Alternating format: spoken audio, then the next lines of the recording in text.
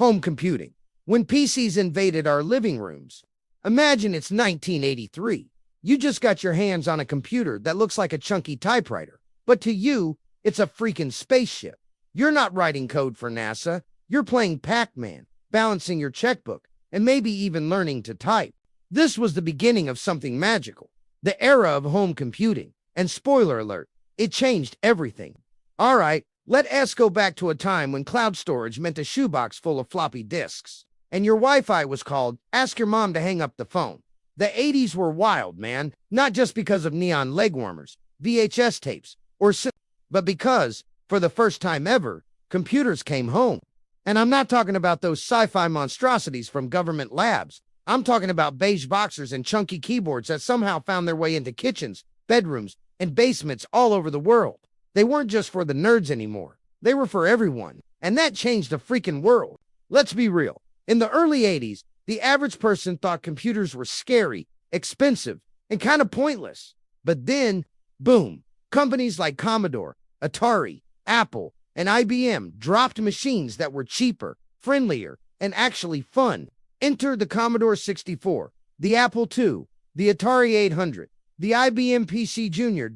These weren't just machines. They were status symbols for nerdy kids and hopeful parents. You could play games, write essays, make spreadsheets, even mess around with programming, all from your dining room table. And yeah, it crashed a lot. But back then, that just meant you were learning. Now, let us talk about the real reason most of us wanted a computer back then. Games. You could tell your parents it was for homework or learning to type, but deep down, we all knew the truth. You wanted to play Zork, Oregon Trail, Prince of Persia, Maniac Mansion, or that weird basic game you copied from a magazine, and it kind of worked. This was gaming before GPUs and RGB lights. Just raw imagination, pixel blocks, and beeps that hit you right in the nostalgia cortex.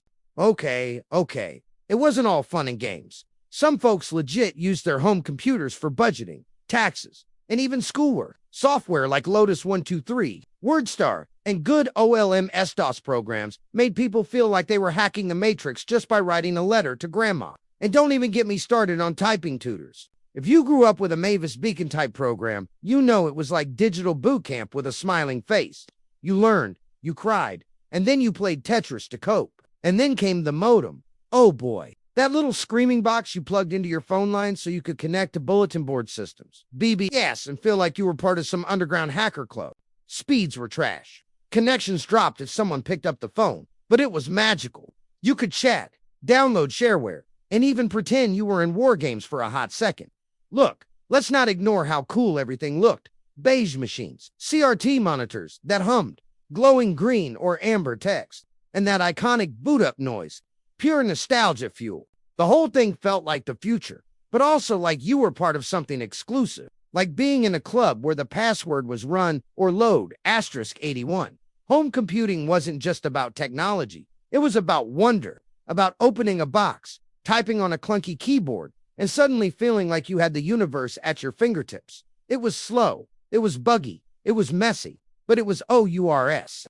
The moment computers left labs and entered living rooms, that's when the digital age really began.